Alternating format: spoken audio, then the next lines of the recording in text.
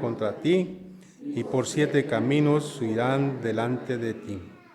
Jehová te enviará su bendición sobre tus graneros y sobre todo aquello en que pusieres tu mano, y te bendecirá en la tierra que Jehová tu Dios te da. Te confirmará Jehová por pueblo santo tuyo, como te lo ha jurado, cuando guardares los mandamientos de Jehová tu Dios y anduvieres en sus caminos. Y verán todos los pueblos de la tierra que en el nombre de Jehová es invocado sobre ti, y te temerán. Y te hará Jehová sobreabundar en bienes, en el fruto de tu vientre, en el fruto de tu bestia y en el fruto de tu tierra, en el país que Jehová juró a tus padres que te había de dar. Te abrirá Jehová su buen tesoro, el cielo, para enviar la lluvia a tu tierra en su tiempo, y para bendecir toda obra de tus manos. Y prestarás a muchas naciones, y tú no pedirás prestado.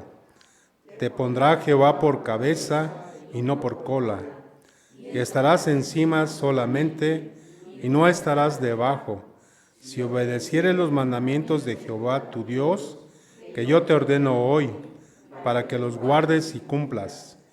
Y si no te apartares de todas las palabras que yo te mando hoy, ni a diestra ni a siniestra, para ir tras dioses ajenos y servirles. Amén. Ahora recibamos a nuestro hermano anciano de iglesia que trae el mensaje de esta tarde. Se llama Bendiciones de obedecer a Dios, a cargo del hermano Octavio Aquino, Córdoba Aquino. Vamos a orar, hermanos, vamos a aprovechar que estamos en pie y vamos a pedir al Señor que nos dirija en el estudio de esta tarde. Soberano Señor, a ti sea la gloria, a ti la honra, Señor, y la alabanza, Señor, porque tú eres bueno, Señor, para siempre es tu misericordia. Gracias, Padre, porque nos regalas este día, Señor, primero de la semana, y podemos, Señor, adorar y celebrar tu nombre, Padre, como pueblo, como tu iglesia, Señor, como ese edificio vivo, Señor, que tú has construido para ti mismo. Permite, Señor, que tu palabra nos guíe y podamos, Señor, atesorarla, Señor, y vivir de acuerdo a sus maravillosos preceptos. A tu nombre sea la gloria, Padre, en Cristo Jesús. Amén. Pueden sentarse, hermanos, vamos a centrar nuestra atención en los versículos que acabamos de leer. Ya le vamos a dar continuidad al libro de Deuteronomio. Y ya es la parte final del libro. El Deuteronomio tiene 34 capítulos. En general, hermanos, la enseñanza general del libro para la nación de Israel y evidentemente por extensión para nosotros es disfrutar del Señor, deleitarnos en Él y obedecer sus mandamientos. Y en este cierre que Moisés comienza a dar ya de su discurso, vamos a ver cómo Moisés pone delante las bendiciones esperadas por guardar los mandatos del Señor, pero también los versículos 15 en adelante que seguramente veremos con el pastor la próxima semana. Es un pasaje bastante tenebroso en muchos aspectos, porque habla de las maldiciones que esperan a la nación si ellos quebrantan el pacto. El día de hoy no nos vamos a ir a esa parte tan desalentadora quizás, ¿no? Sobre todo porque no somos tan fieles a los mandamientos, ¿no? Pero vamos a ver algo que también es muy importante. Vamos a ver la obediencia y cuál es el fruto que produce.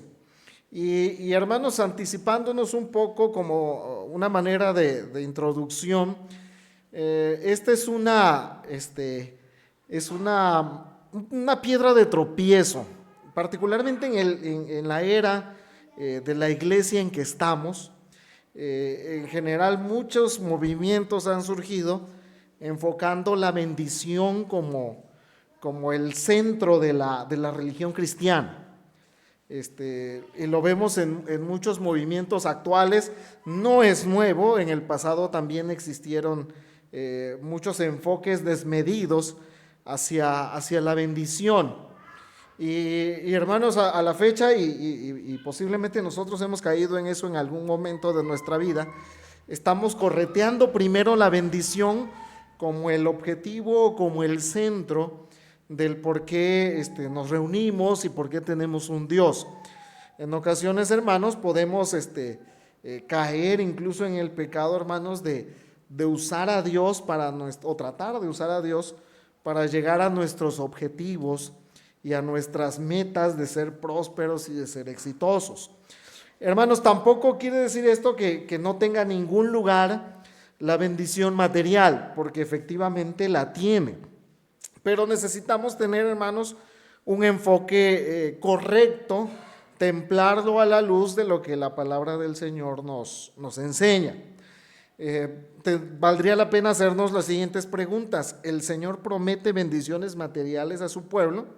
¿Se limitó esa promesa al Israel nacional del antiguo pacto o podemos esperarla también nosotros al día de hoy? Entonces, a la luz de este pasaje, hermanos, vamos a buscar que la enseñanza del Señor nos guíe a darle su lugar correcto a las bendiciones y sobre todo el por qué se pueden dar y por qué nosotros debemos tener la prioridad bien afianzada en nuestra mente. Entonces, hermanos, nuestro mensaje de hoy va a ser de un bosquejo muy sencillo y muy simple. Primero vamos a ver la enseñanza del texto con respecto a la nación de Israel en ese momento, y esa va a ser nuestra primera parte, y nuestra segunda sección va a ser las aplicaciones prácticas que nosotros podemos obtener de esto que el Señor le dice a la nación de Israel. Entonces vamos primero a ver la enseñanza del texto a la luz de lo que significó para los oyentes originales de este discurso. Y recordemos lo que hablamos al inicio, este discurso de Moisés es básicamente su sermón de despedida de la nación. Él los había guiado durante 40 años en el desierto. Ya había acontecido un recambio generacional, como hemos escuchado en anteriores ocasiones. Ya esta es la siguiente generación. Pero Moisés, nosotros lo vemos en las páginas bíblicas y vemos cómo fue un hombre fiel que fue muy manso, se dejó guiar por el Señor. Cuando la fe de muchos flaqueó, incluyendo la de Aarón, él se mantuvo firme, pero hacia los últimos años pecó contra el Señor. Y en algo que yo cuando leía, particularmente en mi adolescencia y juventud, a mí me daba así como que un poco de frustración porque Moisés no entra. Pero el Señor tiene su plan soberano y a él se somete Moisés también con gusto, ¿no? Entonces, Moisés, previendo ya al final, Dios ya le dice o le ha dicho que debe subir al monte y va a ver la tierra prometida y después de eso morirá. Entonces exhorta a la nación, les recuerda la ley. Deuteronomio es la segunda exposición de la ley básicamente. Entonces, a la nación que Moisés le está hablando, salvo dos personas que nosotros igual ya hemos escuchado, Josué y Caleb, salvo ellos, los demás son ya la siguiente generación, que de hecho salieron o de Egipto como infantes o directamente nacieron en el desierto. Esas características de este grupo de oyentes hace que los veamos, hermanos, en su debida dimensión. En realidad hasta ese día eran un grupo muy grande, pero un grupo de nómadas. No se han establecido nunca en una tierra, no conocen una casa construida, sino han vivido en tiendas de campaña continuamente durante todo el periodo que el Señor les ha permitido disfrutar. En la misericordia del Señor muchas cosas acontecieron para esa generación y la que la precedió, alimentándose de maneras verdaderamente sobrenaturales y milagrosas, con pan del cielo. Cuando querían carne, incluso el Señor les trajo codornices, etcétera, pero ellos nunca habían sembrado ni se habían planteado una cosecha. No habían cambiado tampoco de ropa. Uno de los milagros del desierto también, o de esta travesía, es que su ropa no se envejeció ni su calzado se le rompió. Nosotros vemos, hermanos, que a veces compramos nuestra ropita y ahorramos y para buscar algo que más o menos nos dure, y a la vuelta del año ya está vencida y hay que sacarla, ¿no? Pero el Señor soberanamente actuó para que esto no pasara para este grupo de personas. Entonces, ellos solo conocían la realidad del desierto. Se acostumbraron a ver el tabernáculo y en muchos sentidos estaban familiarizados también con la presencia de Dios entre ellos. En el tabernáculo había una nube visible de la gloria del Señor. Entraba Moisés y dice el relato bíblico que Moisés salía del tabernáculo y su rostro resplandecía. Entonces se tenía que poner un velo. Entonces esa era la realidad de esta sociedad. Está a punto de cambiar drásticamente su manera de vivir, porque en los siguientes años ellos van a entrar a una tierra que ya no es desértica, van a entrar a un lugar donde ya pueden sembrar, pueden cosechar, ya pueden establecer una casa, y de hecho el Señor les va a dar tierras que ellos deben repartirse para que todos vivan en paz y en armonía. Entonces el cambio va a ser muy drástico. Y en ese contexto el Señor habla a la nación a través de Moisés y le promete bendiciones, ¿sí? Ahorita vamos a ver que las bendiciones tenían algunas condiciones, pero el punto aquí que domina realmente el gran volumen de estos versículos que leímos es que el Señor va a bendecir a su pueblo, ¿sí? El Señor prometió bendición a la nación y lo confirma con muchos versículos. Engloba la realidad de estas bendiciones, primero en la ciudad y en el campo, tanto las actividades propias de una ciudad como las actividades rurales serían bendecidas. También le prometió bendición a en cuanto a los hijos, los cultivos y los ganados. Al ser las naciones de la época sociedades agrícolas y ganaderas, estos eran elementos cruciales para la vida, ¿sí? Era algo así como que a nosotros nos dijeran, ¿saben qué? Te va a ir bien en la carrera y vas a llegar a la gerencia o a la dirección general, ¿no? El Señor les está diciendo que su economía va a ser bendita y que el fruto de su vientre también. Una de las bendiciones prometidas a la nación del pacto era que iban a tener muchos hijos, ¿sí? Y notamos aquí el contraste ya un poco con nuestra era, ¿no? Que ahorita ya decir muchos hijos ya no se considera una bendición, ¿no? Ya es casi un castigo, ¿no? Porque decimos, no, pues vamos a sacar tanto dinero, ¿no? ¿La palabra de Dios ha cambiado? No ha cambiado. Los hijos y la abundancia de ellos siguen siendo una muestra de la bendición del Señor. Que ahora el pensamiento occidental esté completamente de cabeza no significa que Dios haya cambiado de modo de proceder. En fin, esta es otra bendición que se promete a la nación. También se le promete que las labores del hogar serían benditas. En el versículo 5, se nos dice tu canasta y tu arteza de amasar, que eran elementos más de la vida familiar o de la vida cotidiana. Es decir, en el núcleo familiar el Señor iba a traer bendición y prosperidad también.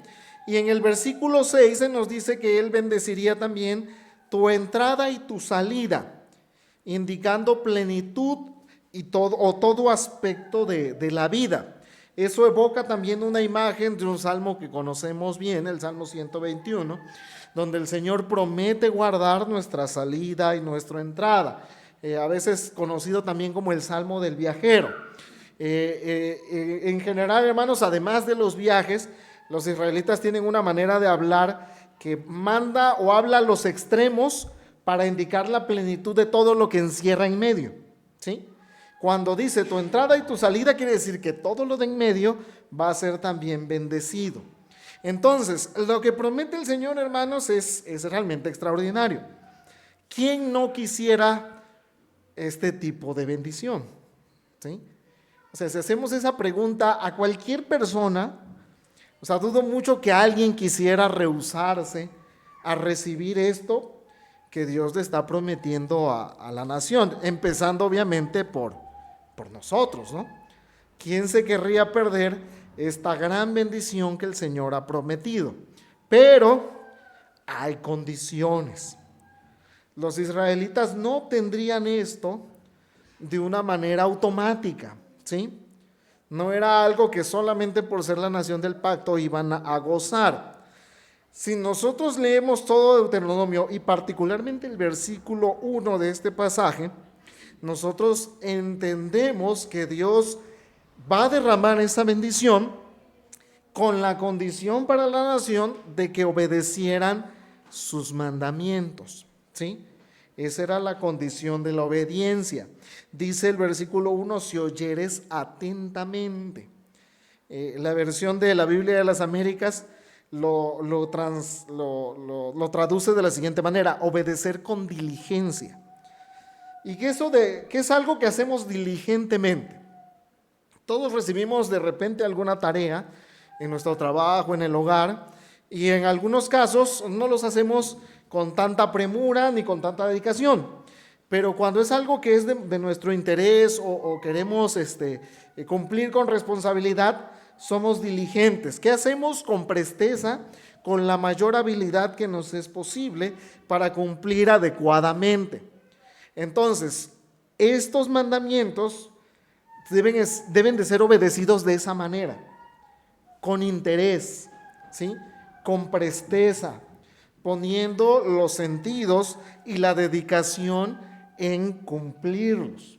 Además, se nos dice, además de oírlos atentamente, se dice que debemos guardarlos, o la nación de Israel debe guardarlos y ponerlos por obra, ¿sí? Significa que no son una pieza de museo y decimos, qué bonitos son los mandamientos, y ahí los dejamos, ¿no? No es algo que a veces sea una realidad.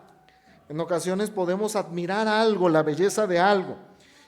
Yo lucho mucho con esto cuando estoy estudiando la Biblia, de algunos mandamientos que son hermosos.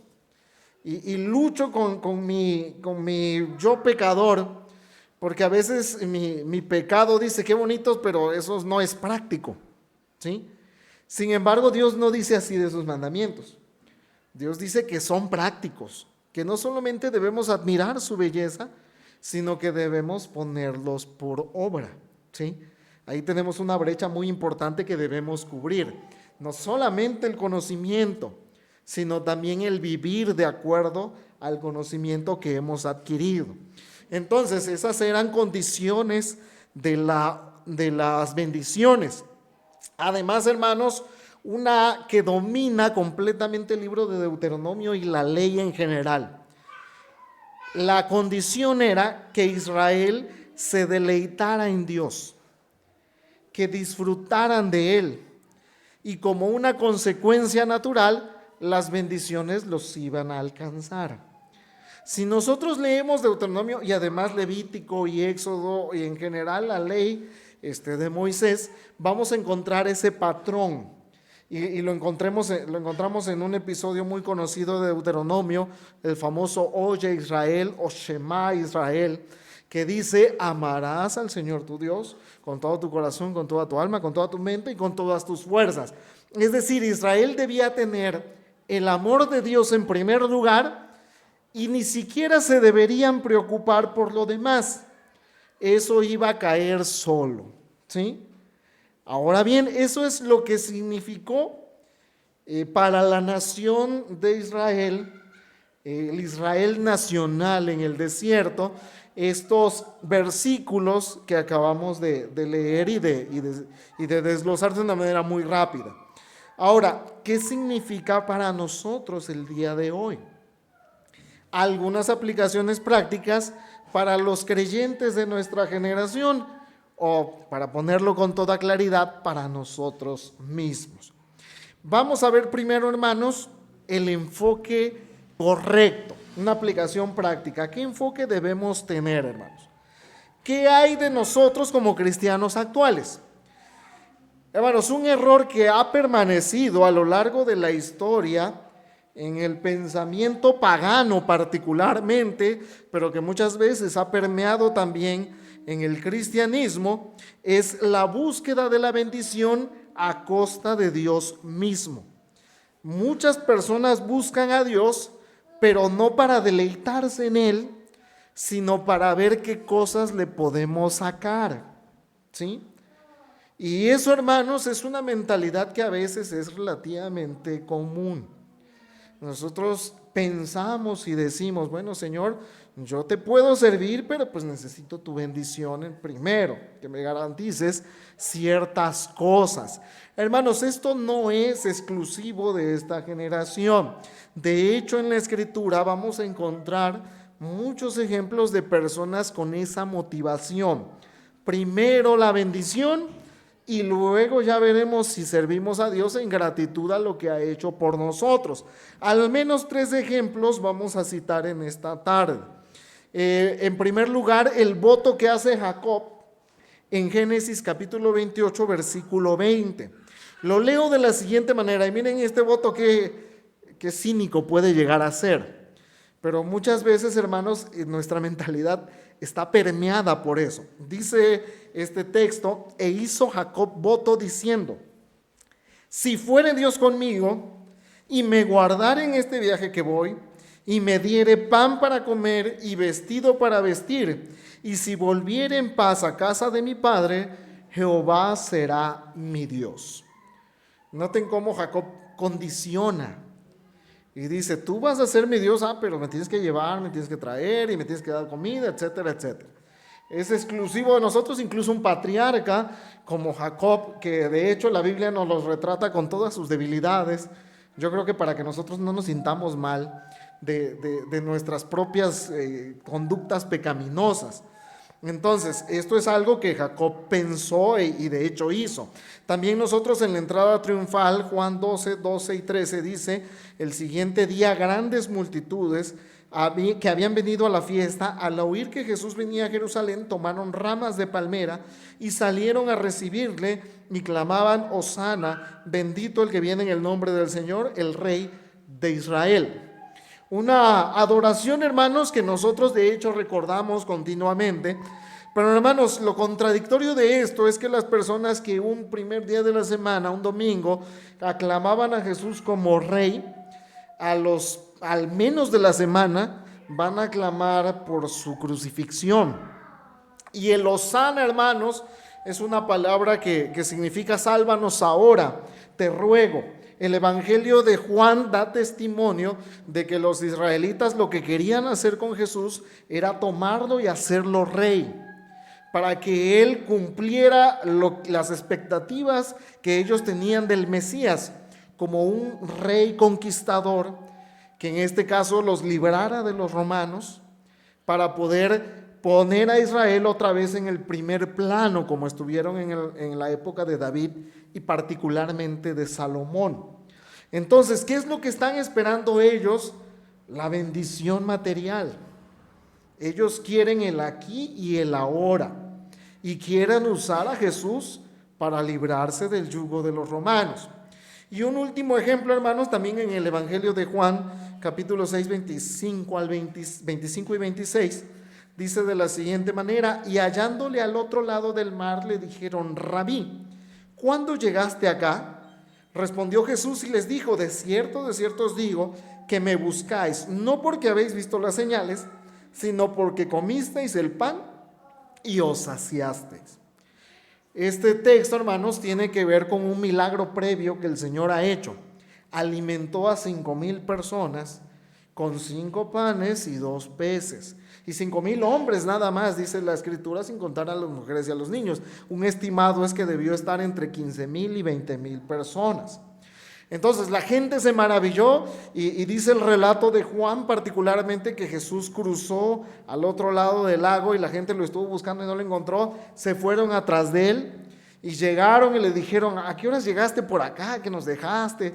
Y el Señor Jesús, conociendo la intención de su corazón, le dice, ustedes no me buscan porque me consideren el Mesías, sino porque comieron y están satisfechos y quieren otra vez ese sustento. Ellos buscaban el pan, buscaban la bendición por la bendición en sí misma. Entonces, hermanos, este pensamiento es muy antiguo y ha permeado la historia de la humanidad en lo general.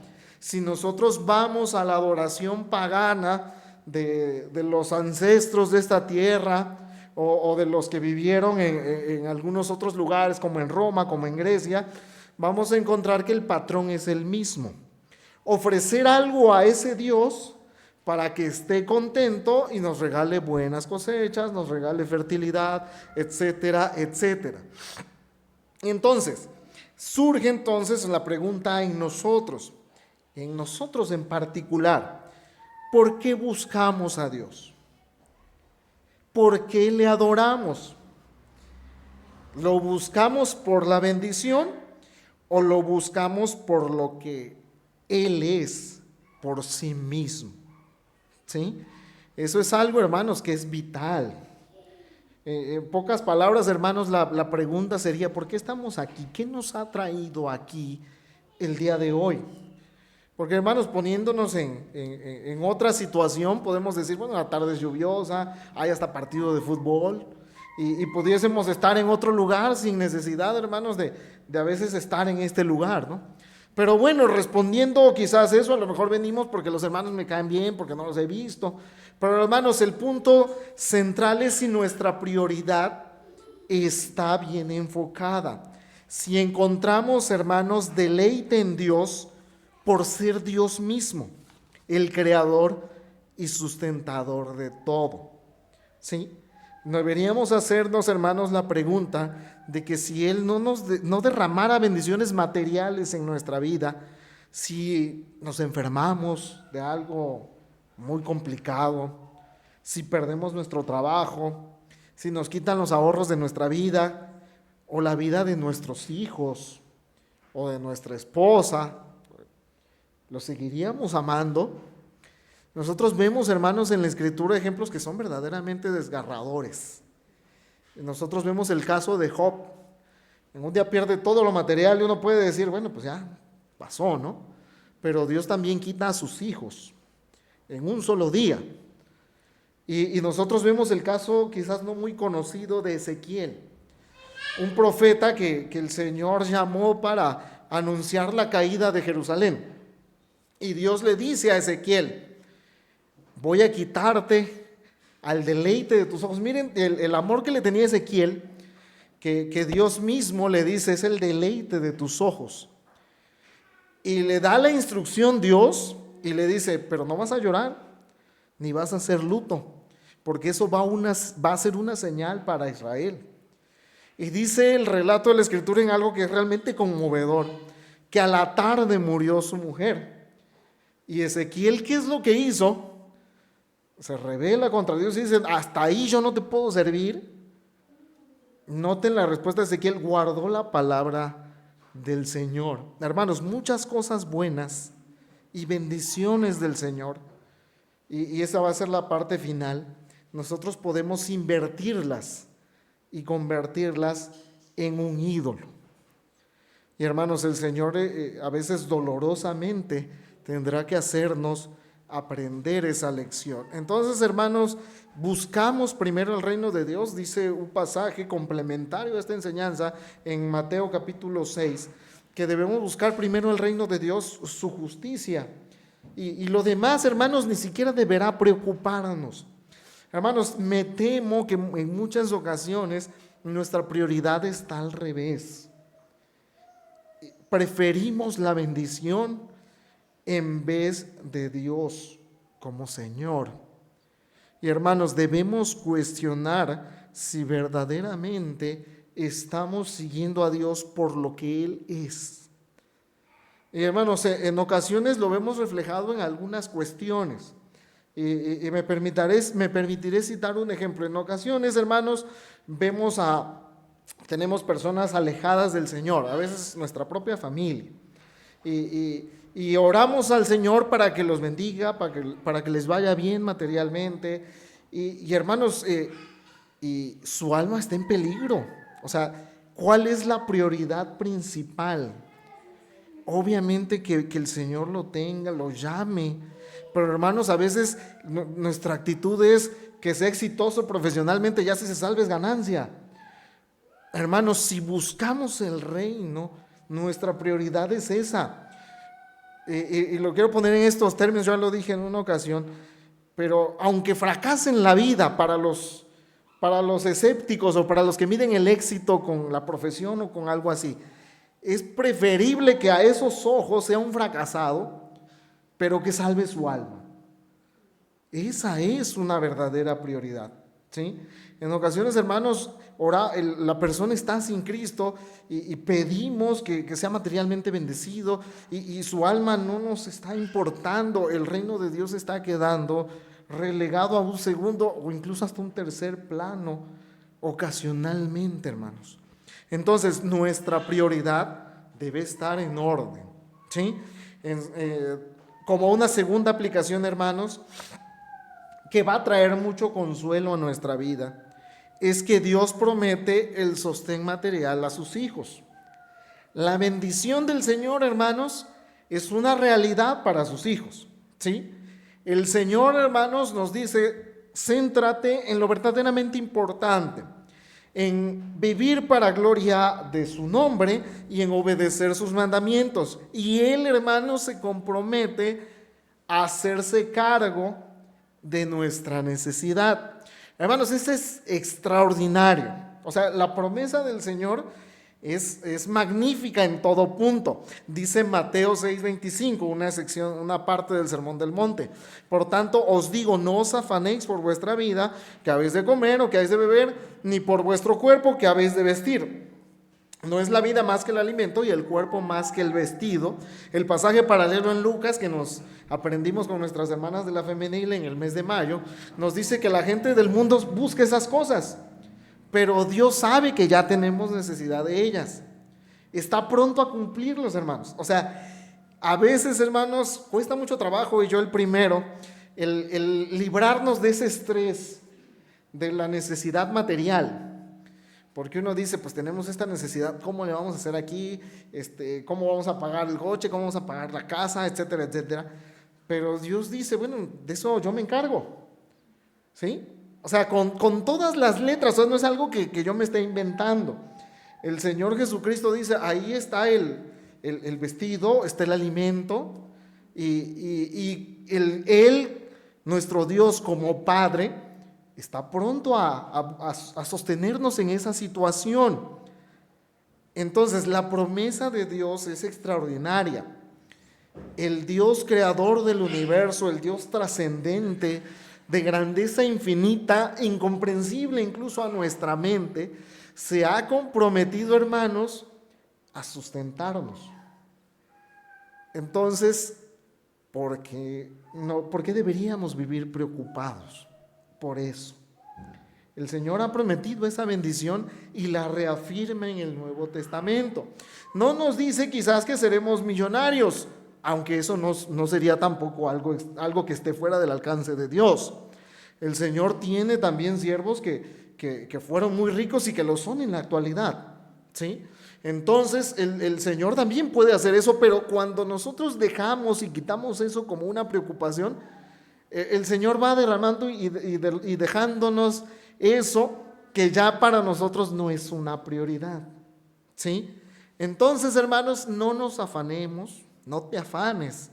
El Señor tiene todo en sus manos, conoce tus necesidades y Él está inclinado a satisfacerlas. Las bendiciones que hemos descrito, las bendiciones en el hogar, las bendiciones plenas en el salir y en entrar en la ciudad y en el campo, están accesibles para sus hijos cuando tenemos nuestras prioridades correctas. Entonces, hermanos, una enseñanza que a nosotros nos debe dar mucha paz, hermanos, mucha tranquilidad, y que a veces es más fácil conocerla intelectualmente que vivirla en la realidad, porque cuando viene la necesidad a veces sí nos desesperamos. Pero, hermanos, el Señor quiere que nosotros también clamemos y le digamos, aumentanos la fe, ¿sí? Nosotros vemos este pasaje, hermanos, donde el Señor desciende del monte de la transfiguración y hay un muchacho endemoniado y su padre ruega a los discípulos, pero ellos no pudieron sacarlo. Dice el relato de los evangelistas, está en varios evangelios, los sinópticos al menos, que el Señor Jesús le hace una serie de cuestionamientos a los discípulos y el Padre le dice: yo creo, pero ayuda y fortaléceme en esta incredulidad. Y el Señor tiene misericordia de él. Nosotros, hermanos, posiblemente seamos dignos del mote que el Señor Jesús le da a los discípulos, hombres de poca fe. Pero, hermanos, podemos clamar al Señor y Él no se va a negar, hermanos, a aumentar nuestra fe en Él. Entonces, hermanos, es algo que nosotros podemos vivir y podemos, hermanos, ejercitar. Por último, hermanos, una última aplicación para nosotros es que quitemos la idolatría de nuestras vidas. El versículo 14 dice, del texto que leímos, que la parte final: no te apartes de las palabras que yo te mando hoy, ni a diestra ni a siniestra, para ir tras dioses ajenos y servirles. Una preocupación de la ley en particular y de la Biblia en lo general es la idolatría, ¿sí? Y en Deuteronomio encontramos exhorto tras exhorto acerca de esta práctica que los israelitas debían resistir, y que, por cierto, en las páginas que siguen de la historia bíblica vamos a ver que ellos no resistieron muy bien, se entregaron a la idolatría. Entonces, ¿por qué suena tan extraño quizás a nosotros, ¿no? El día de hoy sería muy complicado, ¿no?, que yo les invite a una actividad en la casa y yo tengo un becerro y les digo: vamos a matarle unas palomitas. O sea, sería muy raro, ¿no? Pero en la época en que pasaje es descrito, era algo común. La idolatría no es que ha muerto, sino más bien en un sentido ha mutado. O sea, Satanás nos lleva años de experiencia y sabe que ahora ya no tenemos una debilidad quizás por una imagen, aunque hay gente que sí, pero sí puede cambiar la bendición como un objeto de culto, ¿sí? Entonces, la idolatría, hermanos, es algo que es muy común y que nosotros debemos resistir. Hermanos, hay un libro que les recomiendo también mucho, de una escritora llamada Nancy Pearcey, y su libro se llama El hallazgo de la verdad. Tiene connotaciones de apologética, por si les gusta esa rama, pero tiene un tratado muy importante acerca de la idolatría. Me voy a permitir leer una porción de este libro que me llamó mucho la atención. Dice al respecto esta escritora: el primer mandamiento puede parecer anticuado si pensamos que los ídolos son estatuas de madera o de piedra, pero la Biblia trata el tema de la idolatría de forma mucho más sutil. Un ídolo es cualquier cosa que deseamos más que a Dios, cualquier cosa en la que confiamos más que en Dios, cualquier cosa en la que buscamos más satisfacción que en Dios. La idolatría es, pues, el pecado oculto que conduce a todos los demás pecados. Por ejemplo, ¿por qué mentimos? Porque tememos la desaprobación de la gente más de lo que deseamos la aprobación de Dios. O porque valoramos nuestra reputación más que nuestra relación con Dios. O intentamos manipular a alguien para que nos dé algo que creemos que necesitamos más que Dios. El pecado de la mentira es propulsado por un giro en el corazón hacia algo que no es Dios, como fuente última de seguridad y de felicidad. Entonces, esto, hermanos, me parece que un resumen muy conciso. Aquello que produce en nosotros más satisfacción, aquello que buscamos como una sensación de mayor felicidad, aquello en lo que ponemos nuestra esperanza, aquello que es nuestra prioridad, es en sí mismo un ídolo. Y podemos, hermanos, hacer ídolos de cosas buenas, de bendiciones, ¿sí? De cosas que el Señor nos ha dado para que las disfrutemos. Y aquí nos viene el caso de Jonás, que esta semana se lo platicaba yo a mi hija y se moría de la risa y me decía, vuélveme a platicar la calabacera de Jonás. Y ese es un caso muy curioso, ¿no? Porque Jonás ama la calabacera. Y cuando se muere, Dios le dice, también te caía la calabacera un arbolito. Y Jonás le dice, mucho me enojo, hasta me quiero morir. O sea, es muy gracioso, hermanos, hasta que nos damos cuenta que nosotros somos Jonás, ¿sí? Porque, hermanos, nuestra satisfacción, nuestra esperanza está a veces en un objeto o en algo en lo que no debemos descansar. Y esa es nuestra prioridad. Y decimos, Señor, sí te voy a servir, pero con esto no te vas a meter. Hermanos, ese es un ídolo y puede ser algo tan noble como la familia. Una persona daba testimonio acerca en una reunión de músicos y en algunos casos llegaron a esta conclusión acerca de la idolatría. Y uno dijo, mi ídolo, reconociendo, mi ídolo es la familia, porque yo dejo todo, incluso una lectura de la Escritura, una oración, disciplinas bíblicas, por el tiempo familiar. Y hermanos, la familia es buena, no vamos a decir que es algo malo, es una bendición. Pero hermanos, si nuestra prioridad está al revés, entonces es un ídolo.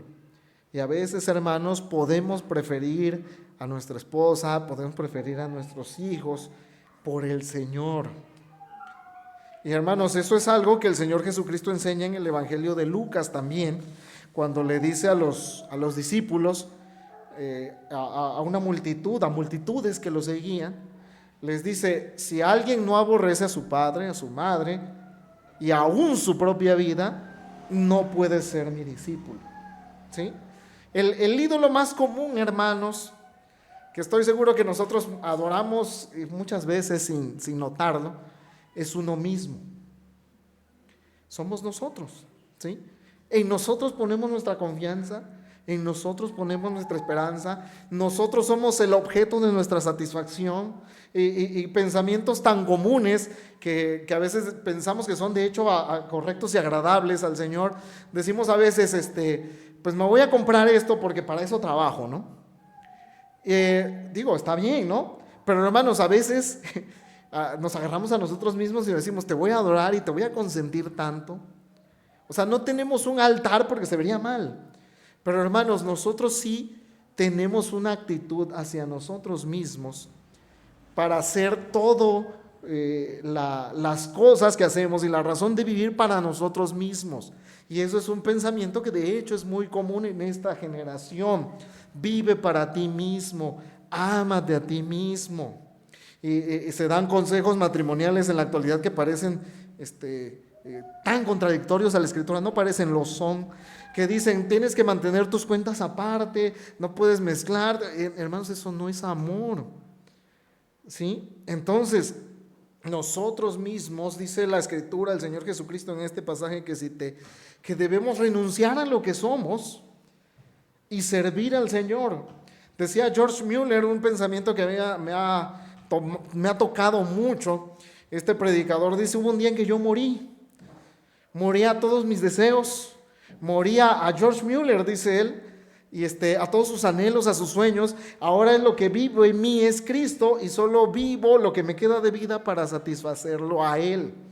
Hermanos, ¿es esa tu necesidad espiritual? Hermanos, si no es esa, posiblemente estamos teniendo ídolos. Y a veces, hermanos, los traemos a la casa del Señor y los venimos a adorar aquí también. Hay una parte, y con esto ya quiero ir concluyendo, una visión que Dios le muestra al profeta Ezequiel. Y en esa visión Dios los llevó a Jerusalén y particularmente al templo. Y dice que en el templo estaban hombres, en el templo del Señor, postrados hacia sus ídolos. Y ellos los adoraban dando la espalda hacia el altar. O sea, ya una sustitución, pues. Entonces, hermanos, eso es un pecado horrible y estoy seguro que nosotros nos sentiríamos muy mal si ponemos aquí un altar de algún santo, entre comillas, o ponemos algún altar de un ángel. Y estoy seguro que eso causaría escándalo. Pero a veces, hermanos, venimos cargando nuestro ídolo y lo venimos a adorar aquí mismo en la presencia del Señor. Y es un pecado tan grave como el de ellos. Y hermanos, y el Señor lo castigó también, porque en esa visión que Dios le muestra a Ezequiel, que les invito a leer, por cierto, creo que es el capítulo 10, dice la Biblia que el Señor mató a uno de esos adoradores. Y Ezequiel se espantó y le dice Ezequiel a Dios, ¿vas a destruir a todos? Entonces el Señor puede castigar, hermanos, nuestra idolatría en este lugar. Cuando venimos cargando nuestro ídolo y lo ponemos delante del Señor. Entonces, hermanos, como una conclusión, hermanos, la bendición prometida, la bendición material, hermanos, es una promesa real. Pero, hermanos, no debe ocupar nuestro pensamiento. O sea, nosotros debemos encontrar nuestro deleite en Dios, por ser Dios mismo. Y buscar, hermanos, rebusquemos quizás dolorosamente los ídolos que podamos tener. Hay que sacarlos, hermanos, lo que hizo Josías, sáquenlos afuera y quémenlos, ¿sí? Porque están siendo, hermanos, un estorbo y están siendo posiblemente una razón de juicio para nosotros. Necesitamos, hermanos, explorar esa situación y poner de nuevo a Dios en el trono que le corresponde, en el centro de nuestra vida, a costa incluso de nuestra propia existencia. Entonces el Señor, hermanos, nos muestra en su palabra esta realidad. Y hermanos, también como una aplicación muy importante, hermanos, los que estamos en Cristo necesitamos hacer esa búsqueda, pero si entre nosotros quizás hay algunos que no hemos entendido el Evangelio y tenemos ídolos. Me voy a adelantar un poquito a lo que Deuteronomio va a decir en los siguientes versículos. Vendrá la maldición, la ira de Dios derramada sobre aquellos idólatras que siguen tras la bendición como el punto culminante de su vida. Entonces el Señor nos llama a arrepentirnos. Esa es una mala noticia, pero la buena noticia es que el Señor nos llama y nos dice, déjalo, abandónalo, cree en Cristo y entonces encontrarás la verdadera plenitud. Que el Señor, hermanos, use su palabra, que su Santo Espíritu la aplique en nosotros para que podamos, hermanos, recibir y disfrutar esas bendiciones, pero, hermanos, poniendo a Dios como el centro y como la prioridad. Cuando dejemos de pensar en la bendición, nos daremos cuenta de todo lo que el Señor hace por nosotros. Que el Señor nos bendiga, hermanos.